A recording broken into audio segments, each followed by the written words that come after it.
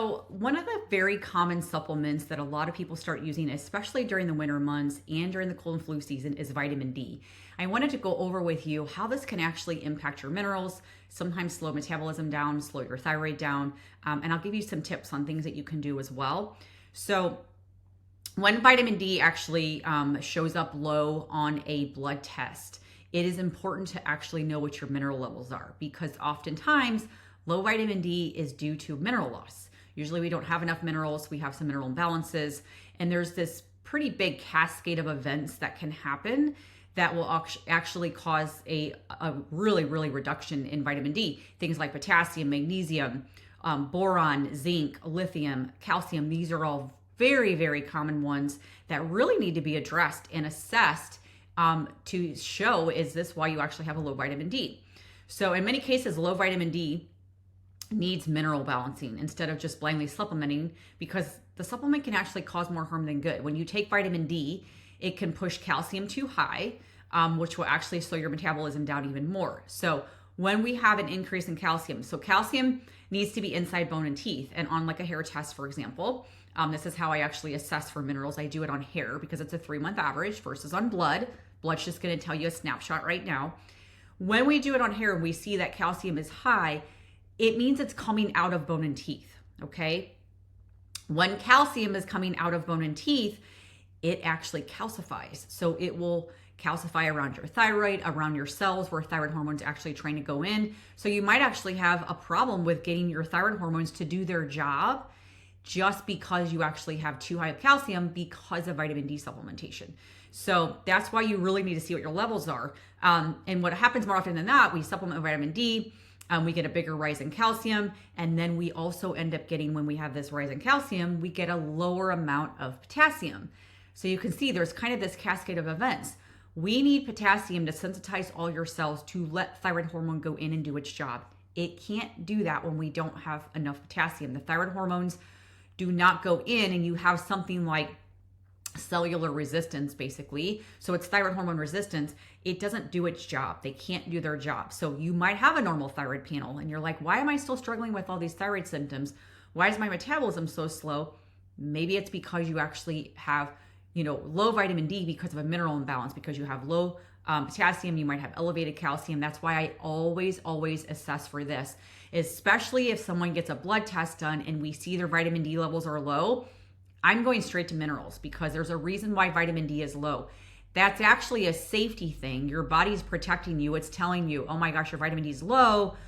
There's other things that are happening as to a reason why we actually have super low levels of vitamin D. So get the minerals checked, and definitely let me know if you need more information on how to do the hair test. I do it with every one of my clients. It's the first test we do.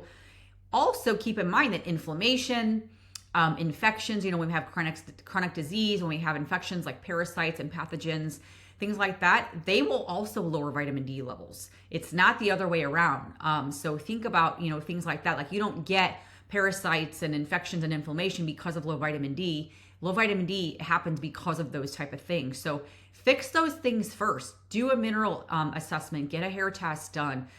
If you are still struggling with that, then it's time to do a further investigation and do other testing. So something else that I do want to mention about vitamin D testing.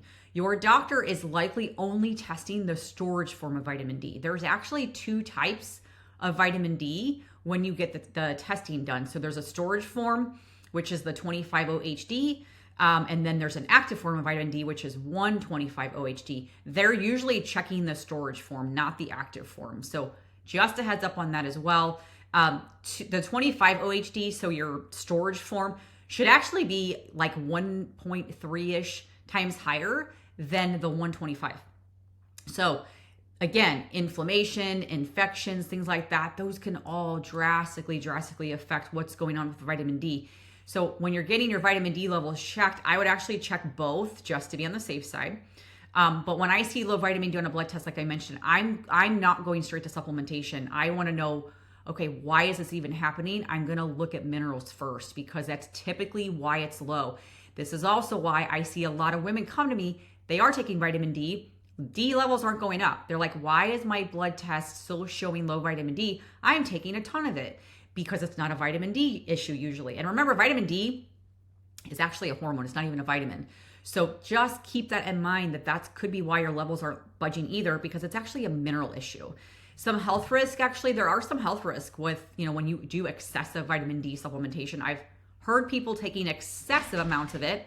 Potassium deficiency, you can have a greatly diminished thyroid activity, chronic fatigue, exhaustion, adrenal fatigue, increased inflammation, magnesium deficiency, glucose issues. You can see it's a long, long list of things you can have. So super important. So main takeaways, if you have vitamin D, explore mineral testing. You could talk to me about that. I can do that with you. Before jumping right at vitamin D, I use the HTMA by Trace Elements for this. When calcium's up, rising, which is very common, it will actually lower vitamin D. So that's one of the biggest reasons I see. Taking vitamin D can actually increase your calcium coming out of bone and teeth, slow your thyroid down even more. Sunlight is one of the best ways to get vitamin D. That's not easy to do in the winter months, depending on where you live. So like 10 minutes outside would be really, really nice to do that. You can use things like happy lamps and the happy lights and vitamin D lamps. They can work as well. Food is a great source, okay? Salmon, egg yolks, tuna, even like orange juice is a source of it too. Mushrooms, beef liver are really good sources. I also like to supplement with cod liver oil. Cod liver oil is actually a really good way as well, instead of doing the actual vitamin D supplementation. So those are kind of my main takeaways with it. Just again, like I said, if vitamin D keeps showing up low, there's a reason why it's there. It's a protective thing. It's because of the mineral stuff. So consider getting your minerals checked so that you don't slow your thyroid down even more. And then there might also be additional things you might need to look at, because maybe there is a pathogen or inflammation or something also needs to be addressed. So definitely let me know if you have questions with this, and definitely reach out if you need more information on the hair test as well.